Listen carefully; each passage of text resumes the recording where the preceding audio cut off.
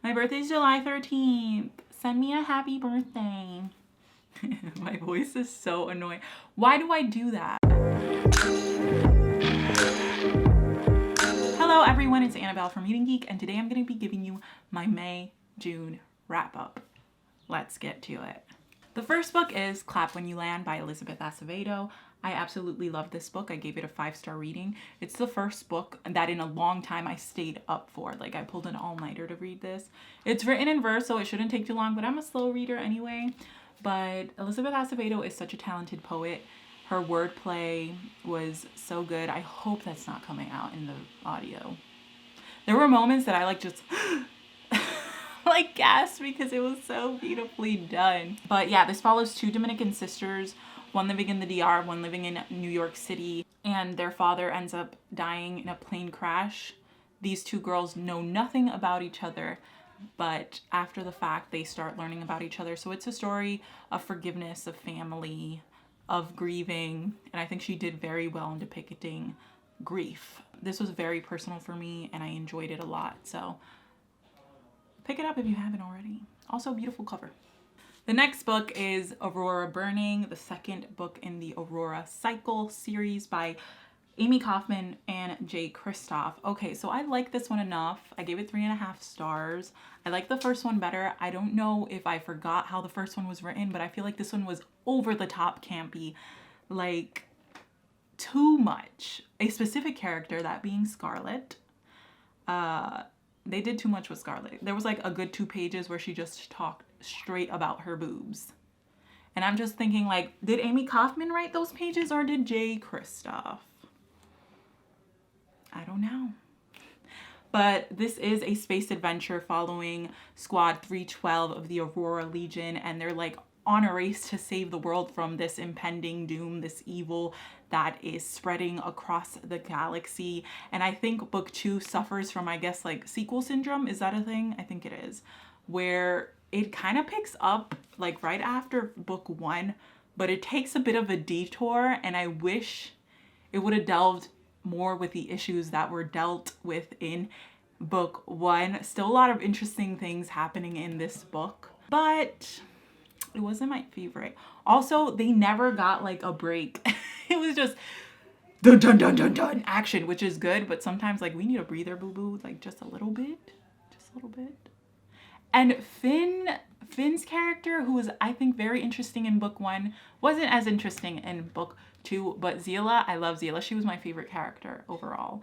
Anyway, 3.5 stars, just a little too campy, and I didn't really love the detour it took, but it was still good, so 3.5 stars. The next book. I think I just don't do very well with overhyped books. For the most part, I do not do well with overhyped books, and this is one of them.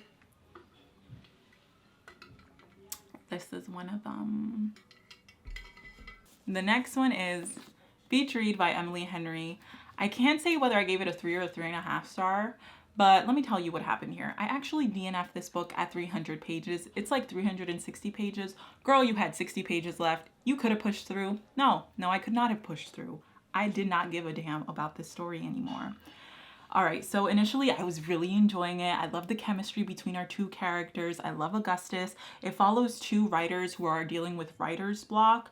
And so they decide to do a sort of exercise where they write each other's genres instead of the ones they're used to. And, you know, a relationship sort of ensues, you know, a little push-pull. This was marketed as haters to lovers, but from the get-go, they're both into each other. They just don't know how to communicate that. So, like, this is that annoying ass trope of miscommunication taken to the max. I loved Augustus. Like, you know what? That's my man. I loved Augustus. And the scenes where they were getting, you know, like intimate or whatever were really good. But January, our girl January, it's told completely in her perspective, which kind of sucks. I wanted to know what was going on in Augustus's head, but it's completely in Miss January's perspective. And Miss January kept getting angry at Augustus for things that were like all in her head. I hate to say that, but like, just talk to each other. She would make assumptions based off of nothing really. And then just like have these bursts, and Augustus was just like, what did I do? And that got really frustrating at one point. And then the plot was kind of like all over the place. I didn't really know where it was going. There were moments that like dragged. Like this girl was cleaning out a lake house, and I swear to God, she went into that bathroom like 10 times to clean it. Like, how long does it take to clean out a bathroom, mija? How long does it take? Anyway, that's Beach Read. The next book is Kindred by Octavia E. Butler. I listened to it on an audiobook and I rated it 4 stars. This book was written in the 70s and it reads so fresh, like it was published yesterday. I totally recommend you picking up a book by Octavia E. Butler. This is my first one. It's actually a reread, but I do want to pick up The Parable of the Sower and other ones. So it follows Dana, a young Black writer living in California who's transported back in time to a plantation in Maryland. And as a Black woman, in order to survive, she must change her ways of thinking and acting in order to survive as a house slave within the home of her one of her ancestors, who is very accident prone and always puts himself in danger. And this is what pulls her back in time in order for her to ensure that she is born, ensure her lineage. She has to almost protect this man who is actually a white man who ends up being a slave owner. And I feel like the themes within this novel deal a lot with sort of like generational trauma and past trauma just kind of affecting you no matter what, like even in the future. To this day, people are still affected by the traumas of their ancestors. So I think that was really cool. I totally recommend it. The next book is Ninth House by Leigh Bardugo. I actually have a reading vlog on my channel for this one, so please check it out. I'll put up a card. I gave this one 4 stars. This was a split decision book for me. Well, I liked it. I just know that I was really scared coming into it because a lot of people didn't enjoy it and others loved it. Thankfully, I fell in that category. And it follows Alex Stern, who is a young woman who's dropped out of college and is the sole survivor of a homicide. You know this, blah, blah, blah, blah, blah.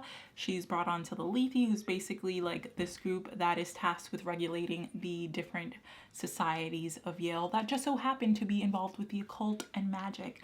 And I really enjoyed it. I loved the characters. It was a fun ride. It was a bit slow at the start, but it really did pick up. And those moments that were action-packed really were gripping. And I just really loved it. And the ending, I'm just so excited for book 2. I can't wait to read that book because I feel like it's just gonna amp it up to the extreme. Listen, I should keep my expectations low, but I'm super excited. So yes, I really did enjoy Ninth House, and you guys should pick it up as well if you haven't already. The next books that I read were Saga Volume 1, 2, and 3, which I rated all of them 5 stars. It's something I'm really excited to read. It's a graphic novel. It's sort of like a space opera in which a planet and their moon are in a war, and 2 people from the opposing sides end up falling in love and having a baby. And it's told in the perspective of the baby, so she's narrating it, I guess from an older age, obviously, and she's telling us this story from the past. And I just feel like things are gonna happen that are not very happy, but so far it's full of heart, full of action, and really comedic as well. And I always enjoy a little bit of comedy in my books, and this is definitely like rated R, full of violence, full of sexual content. So if that's not something for you, maybe don't pick it up. But if you don't care, definitely pick it up because it was a fun ride so far, and I'm really excited to read the rest. Okay, so those are what I read in May. Now we're gonna move on to June. The first ones that I read were actually Fence Volume 1, 2, and 3. So as a whole, I initially gave Fence a 5, but I feel like it might deserve a 4. Throughout the span of 3 volumes, we don't get far at all, but I still enjoyed it. It was a fun, light read about a young man that's joined a fencing school, and he has to compete in this tournament to ensure his part in the fencing team. And if he doesn't win the tournament, he will not be able to stay at school because that's all upon his scholarship. He's got a fencing scholarship, so if he doesn't make the team, he can't stay. I think it was just really enjoyable and wholesome seeing these friendships and rivalries. And, you know, I never thought fencing would be this interesting, but it is. I'm enjoying it. The next book is Let's Talk About Love by Claire Kahn, and I gave this one like a 3.5, maybe a 4-star, I'm not sure. I listened to it on audiobook, and the only thing that I had a bit of an issue with there is that every chapter kind of got cut off towards the end. So I didn't know if I was listening to it all or if it was just getting cut off. I don't know if that's an issue with Scribd, but it made me kind of realize how this book was sort of written in like weird snippets where we would just see something and then move on. But it follows Alice, who is a young woman going to college, and she is asexual. So she struggles a lot with that identity. And this new guy comes along and starts working at her job, and she thinks he's super cute, Takumi, and Takumi is just a gem. I love Takumi so much, but Alice as well. Alice is super cute. I relate to Alice so much. I've never said it here, but I identify as demisexual along the asexual spectrum.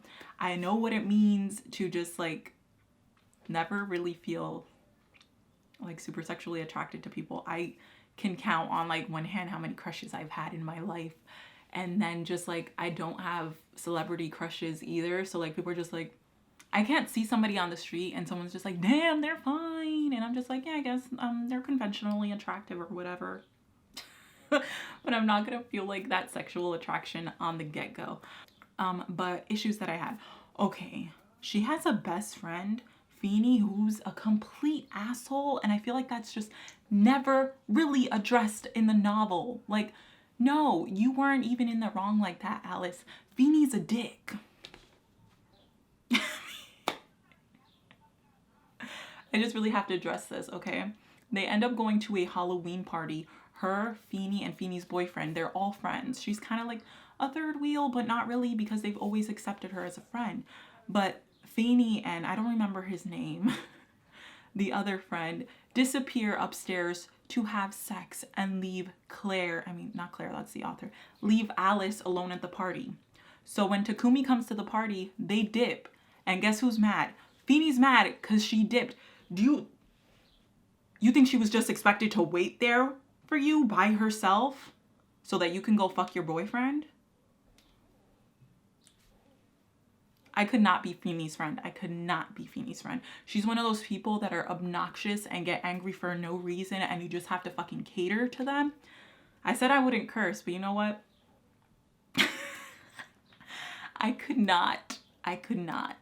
And I saw so much of myself in Alice that I think I just got even more pissed off that she was just like letting it slide, like whatever. Eventually, I think she does kind of address that issue, but I wasn't satisfied. Let's move on. Still really love that. Totally recommend it. The next book is The Black Flamingo by Dean Atta. I actually read this as a buddy read with a couple of girls on, not a couple, 3 other girls on Instagram, and I really enjoyed that. I think I would love to do more buddy reads. So, guys, just leave a comment down below if you want to do a buddy read with me. I don't know. It just helps me really delve into the story more. So I really enjoyed that. It follows Michael, who is a young Black queer man, but he's also he's half Greek Cypriot and half Jamaican, so he deals with that sort of identity issue as well. And it's just him figuring out his life. It's a coming of age novel going through all of these very difficult situations and him just learning to love himself and accept himself, sort of finding his place in the world. And he ends up doing that through drag. But besides that, it's kind of just like little, like a super cut of his life from the day he's born to his young adulthood. And I really enjoyed it. And I think it'll be important to a lot of young young people growing up.